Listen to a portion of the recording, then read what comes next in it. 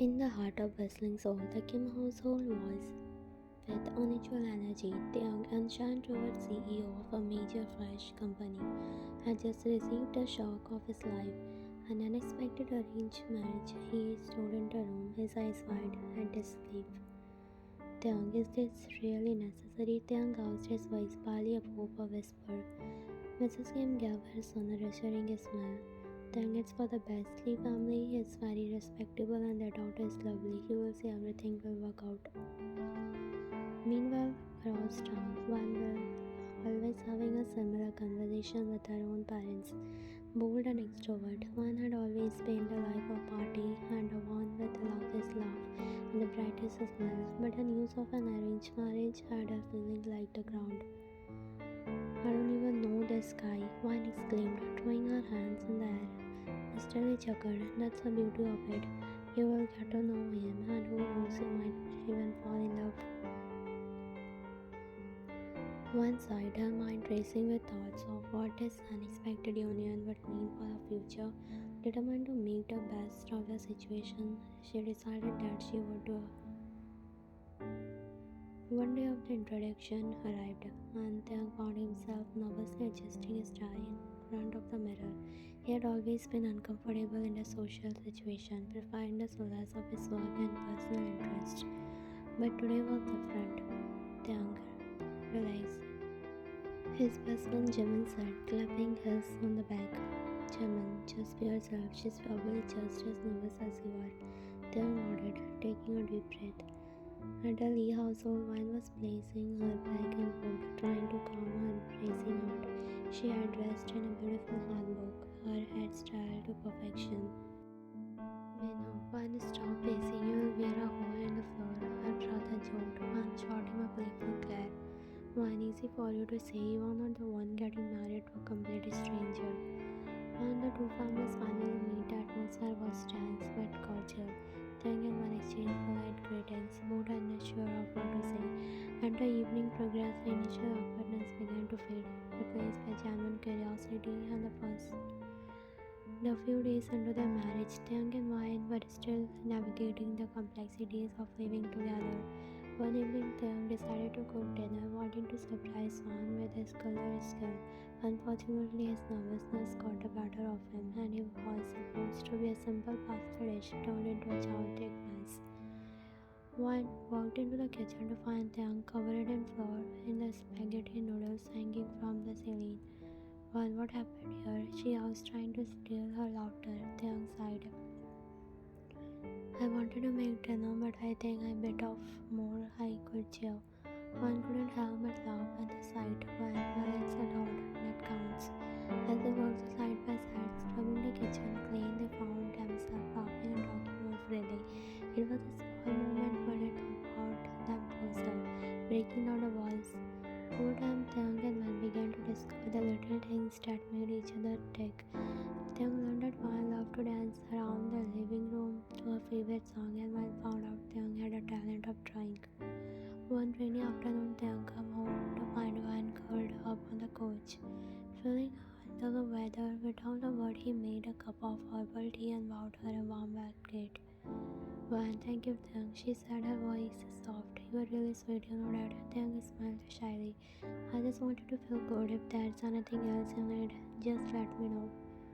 One felt a warmth in her heart at his word. Despite the unusual circumstance of the marriage, she was beginning to see the kindness and thoughtfulness in Taeyang. She decided and there would be the best to make the marriage work. As the days were passing and the distance between Wan and Taeyang seemed to be growing, despite one effort to make the marriage work, Taeyang seemed to be drifting further away. Wan tried to understand that Taeyang was under a lot of pressure, but it was hard. One's father had gifted them a trip to Hawaii, hoping it would bring them closer. Refused, saying he had no time for things. There's too much on my plate right now. Also, Taeyang's mother had booked a fancy dinner for the two of them at a luxury restaurant, hoping it would recline there, but Taeyang cancelled that too. Taeyang, I can't make it tonight, he said without much explanation. The first month, Wan and Taeyang had been married for just a month. As newlyweds, Wan had expected this to be filled with joy and closeness. However, the reality was starkly different. Every morning, one would prepare a lovely breakfast, hoping to start the day on a good note. One, Tang, I made your favorite pancakes, she said one morning, smiling brightly. Tang gave her an appreciative look but said, Tang, thanks, man, but I have to rush. I will grab something on the way. He kissed her cheek slightly before leaving Wan standing there with the uneaten breakfast. During the day, Wine would text Young sweet messages, hoping to make him smile. Wine, missing you, can't wait for the dinner tonight, she texted. Hours later, she received a brief reply. Busy day, might be late, don't wait up, she sighed. One evening, Wine decided to make a special dinner, thinking it would reply handsome. She dressed up and sat at the table beautifully. Wine, I thought we could have a nice dinner tonight, she said as Young walked in. He smiled, but there was a hint of exhaustion in his eyes. Young, I appreciate it, one, but I already at work. Maybe another time. His voice was gentle, but the words cutting.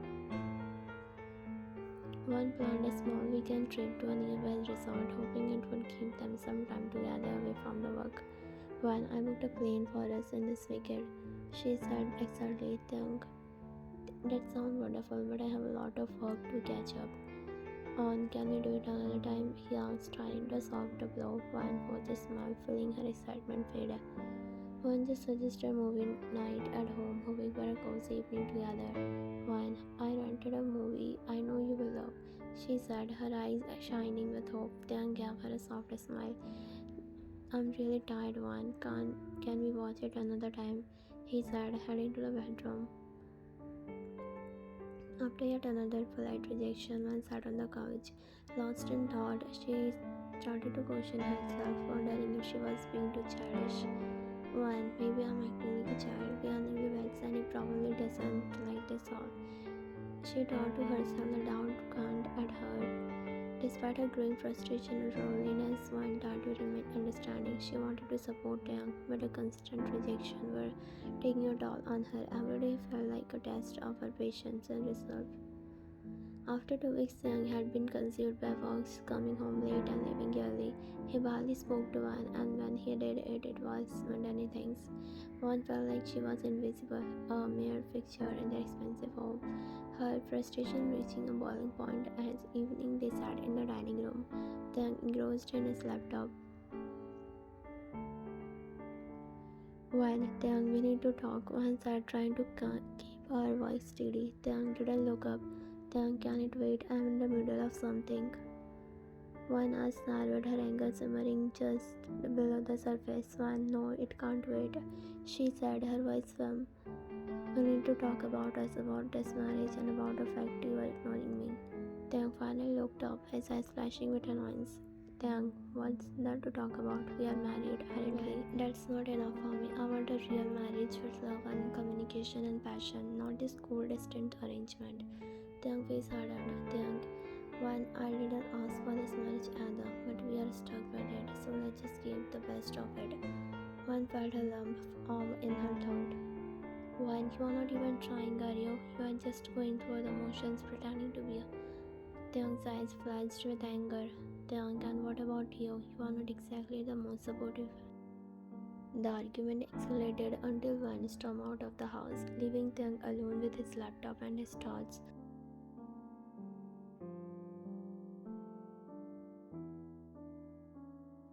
Time skip. One stormed into her parents' house, her face flushed with anger and tears threatened to spill. Her parents sitting in the living room and immediately sensed something was wrong. Mrs. Lee, One, what's the matter? Her mother asked, concern echoed on her face. One forced a smile, trying to mask her frustration. One, nothing, I just missed you both and needed some air. Thoughts I had come and visit. Her mother raised an eyebrow. And where is Young? You two are newlyweds. It's unusual for you to part so soon. One widens her eyes, her heart raced. She hadn't thought of this so.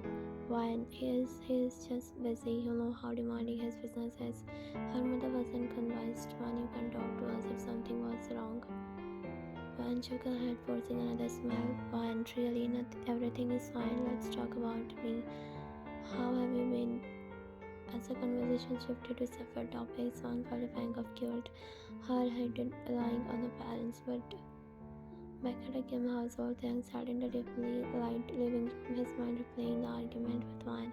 He felt a mixture of anger and regret. He hadn't meant to hurt her, but the pressure of his work and suddenness of his marriage has overwhelmed him. Tang grabbed his phone and dialed Van's number, his frustration growing when she didn't pick up. Tang, she's not picking up, he mutters, running his hand through his hair in frustration. Without any further thoughts, he dialed her father's number. After a few rings, Van's father picked up the call. Mr. Lee, hello. He is Wade. Tang, hello, this is Tang, he said, trying to keep his voice steady. Is Van there? I have been calling her. Mr. Lee, Tang, she is here, Van's father replied. She needed some time to herself. Is everything okay? Tang sighed, his frustration melting into guilt. Tang, I'm not sure. I think I have been too caught in work and I have been neglected Van. I didn't realize how much it was affecting her. Her father was silent for a moment before speaking.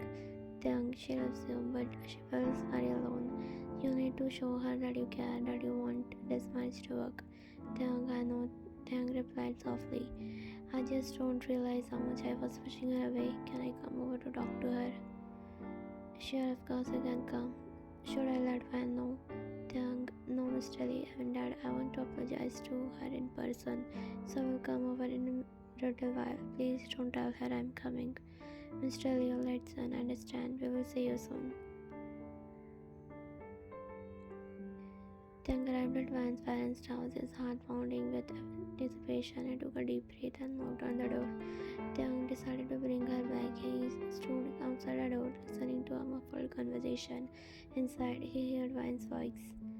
Before anyone could answer, Tang decided to listen for the moment. He heard Van's voice inside, laced with frustration and resounded their recent arguments. And then he just ignored me. Her mother replied softly. This went hard, especially in the beginning, but you know we talked to each other. Van's voice grew louder, filled with pain and anger. When talk, how can I talk to someone who doesn't even acknowledge my presence? Every morning he ignores the breakfast I make. Every night he is too tired to even look at me. We are newlyweds and it feels like I'm married to a ghost. Her father chimed in, trying to calm her. Mr. Lee, Van, he's probably just stressed. His work. Give him another some time. How much more time I'm supposed to give? He's always busy, he always has an excuses. He cancelled our he didn't even. Tang felt a pang of guilt and couldn't bear to hear more. Tang, on his heel, he left without making presence none. When he got home, Tang went straight to the bathroom and stripping off his clothes and stepping into the shower. The water exploded over him, but it did a little wash away in his anger and disappointment. He had to hope he could light with wine.